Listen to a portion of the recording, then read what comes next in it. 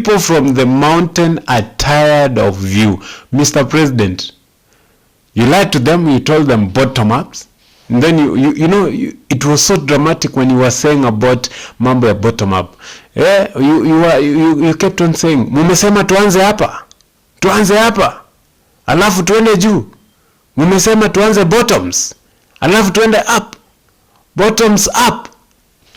Yes, ladies and gentlemen, my good name is Daniel Onsare Nyagaka, and of course thank you so much to this podcast of today. And I want to really appreciate everybody who's been watching us, who's been giving us support from the US, UK, and our lovely people at home, and the East African people and African at large, because everybody watches from different corners of the world. For the internet has done it so well for us, so that's why we enjoy having our discussions. And for those of the Kenyans outside there, I want to really appreciate you, because man, you've been giving us some tremendous support. Thank you so much. So I really want to dive into the topic of the day. I know you've read the title, and I really feel so sad. I feel so sad for our nation right now, because whatever that our president has been saying, whatever our president has been promising, whatever our president has been telling the world and Kenyans at large, on those of you who are not in Kenya, I really want to tell you that all those things are lies. Because for those who know our president, for those who've been listening to our president, they know he has so much, a very sweet tongue that can be able to convince you. But we want to table things and put them down so that we can be able to discuss issues that are affecting our nation, issues that have affected us in one way or another, because they are the real issues on the ground. For those who are not in Kenya, I know some of them are supporting the president and saying, the Kenyan president is the best. The Kenyan president is the what. He is the guy who is eating our economy. He is the guy who is finishing us. He's the guy who's rambling us. I want to tell you, he's the guy who is bringing the biggest problems in our nation.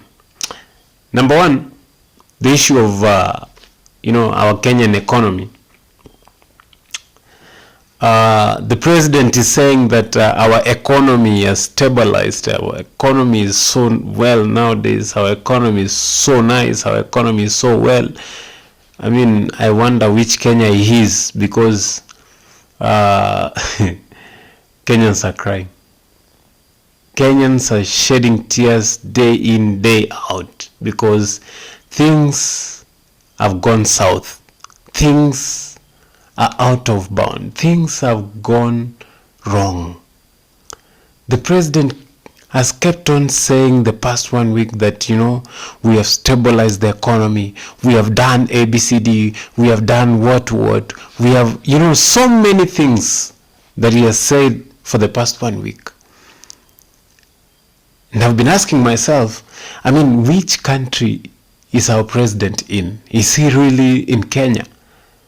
Is he really trying to fool Kenyans that the economy is back to normal because Kenyans who planted maize and maybe other food stuffs have reaped from what they planted? Now he's trying to tell Kenyans now, from the food that is in the country right now, things are okay. Is he trying to get stupid things to our minds that, the economy is stable because of ABCD?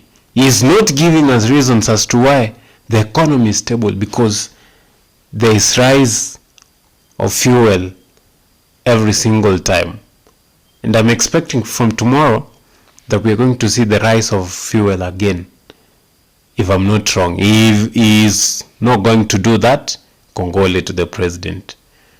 But every 15th month of the day of the month, we know what he does. Since he came to power, there has been increase every single month of either 2 bob or 3 bob or even more than that. I really don't know what the president is calling stabilization of the economy, because the dollar is right now at 153 shillings. For the past 10 months, the dollar has been rising every single month. The president got to power when the dollar was at 121. Less than 1 year, the dollar has skyrocketed to 153. Now the question is, why are we losing value? Why is the shilling losing value in Kenya? And yet the president keeps on saying that the economy is stable. You know, when the dollar goes up, our debts goes up. And that's one thing that the Kenyans don't know. Most of the Kenyans don't know. When the dollar goes up, our debts goes up. And now for us to maintain the debts with the kind of situation that we are in right now is so hard.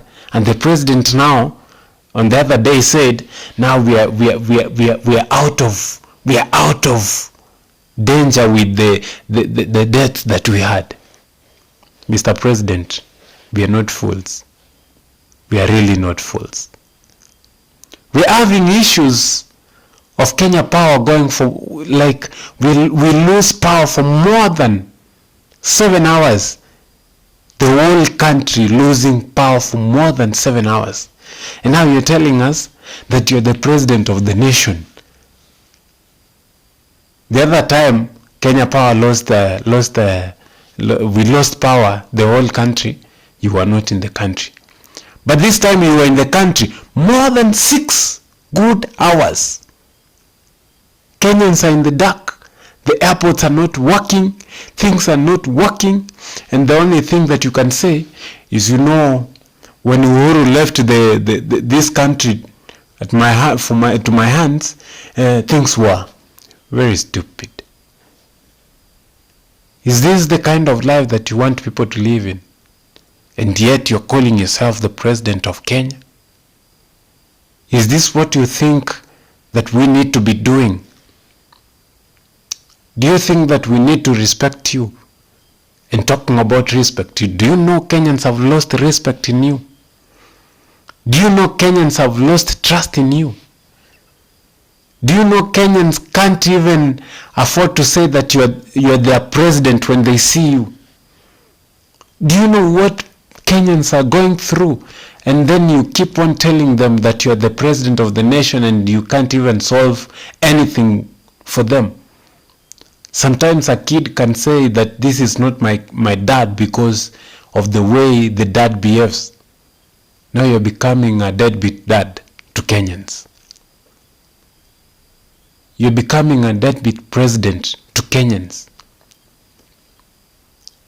You're losing value like a shilling in Kenya. And yet you want us to be proud that for us to go out and say that we have a president. Our president is William Samoei Ruto. You can't convince me to call you Mr. President. You can't convince me to call you my president. You can't. For so many days, I really used to respect you because you have been an inspiration to very many young people. You know, you've been a very prominent person when a very young person looks at your history and the way you've grown in politics and the way you've been doing your things. They'll always smile and say, this is my president. Huyu ni president wangu. But now, you want me to say that wewe ni president wangu, and yet you're not even showing the signs of me calling you my president, Mr. President, Mr. Hey, Bwana. Even your advisors are so ashamed of what they do. I think if your advisors are the one advising you to do whatever you've been doing in this country, then we are dead. I'm telling you, then we are dead. If your advisors are the ones who've been telling you that Mr. President, tufanye hivi, Mr. President, let's do this, then this ship is going to sink anytime soon. The ship is going to sink anytime soon. I want to tell you, Kenyans are crying day in, day out because of the job opportunities zenye ziko. Yeye tunakimbia huko nje, unasema nataka kwenda kutafutia wa Kenya. I want to go fetch for Kenyans jobs outside there. I want to go to find jobs for my young Kenyans, for my young people in Kenya. I'm going to look for jobs for you. You go to India, places that are so congested that Kenyans can't even go to work. You go to places that we can't even tell those countries. We don't even know the names of the countries that you are going to. And yet you are saying that you are going to create job opportunities, you are going to create business, do what? Bwana, Kenyans are not stupid. I keep on telling you. Kenyans are not stupid. We don't have jobs. You know what you're forcing Kenyans to do is to pay the house levy tax so that you can be able to con them very vizuri. Like now you want to con them by force. You are lying to Kenyans that young 120,000 young people have gotten jobs since the tax levy, the housing tax levy started being implemented. Since we started building houses, 120,000 young people have been employed. Stupid, Mr. President. Stop lying. Stop lying to Kenyans. We are not idiots. We are not kids. We are not... Kenyans are tired of your lies. Kenyans, why can't you even say something that is of importance to Kenyans even once? I listened to your speech the other day when you were speaking.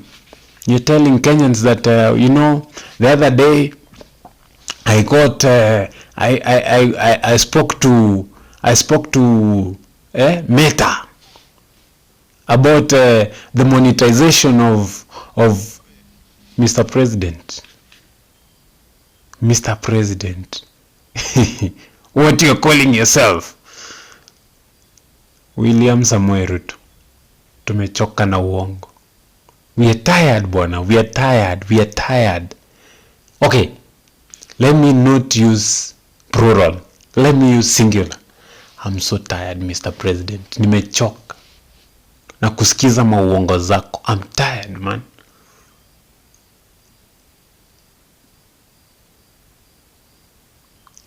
Jiite kama mkutano siku moja. Mr. President, vile unajiita. Jiite kama mkutano siku moja. Jiambie that you have been lying to Kenyans too much. Now it's time for me to do what it requires of me to do. Speak less. Do more. Wacha kuongea too much. You are talking too much. Useless things. Giving empty promises. But anyway, I'll be so happy when it comes to 2027. Ama 2020, wacha niseme to 2026. Naweza penda sana kusikia utakuwa unadanganya wa Kenya nini when you will be campaigning for your second term. I will really love to hear what you'll tell Kenyans. Kwanza watu wa Mlima Kenya wamekuchoka. People from the mountain are tired of you. Mr. President, you lied to them, you told them bottom-ups. And then it was so dramatic when you were saying about mambo ya bottom-up. You kept on saying, mumesema tuanze hapa. Alafu tuende juu. Mumesema tuanze bottoms. Alafu tuende up. Bottoms up. People from the mountain and even your own people, if given a chance to discipline you, they can really discipline you very well. People from the mountain wakipatiwa chance ya kukudiscipline, and even people from Rift Valley, even people from your own constituency, not even constituency, your own ward, if given a chance to discipline you, Mr. President, they will discipline you very badly, because umewanyanyaza. But anyway, all said and done, leo sijaongea na ukali, leo sijaongea na ubaya. No, I've come politely, speaking to Kenyans. Tunaangaishwa, tunaongea kidogo, unasikia unatukana president, sijui nini, but we have to speak. We have to speak. We have to remind you that you are lying to Kenyans. We have to tell you the reality. But anyway, ukipata chance ya kutunyorosha, tunyoroshe tu. Hatuna ubaya, wewe ndio president. But time is coming when Kenyans will say enough is enough. Thank you so much for watching. My name is Daniel Onsare Nyagaka, and this is Daniel Onsare Nyagaka YouTube channel. And don't forget to subscribe. Don't forget to like. Don't forget to share. And see you on the next video. Asanteni sana for those who've been supporting us from all over the world. Let's keep on the support going. I'll see you. Thank you so much. Hadi wakati mwingine. Peace. I'm out.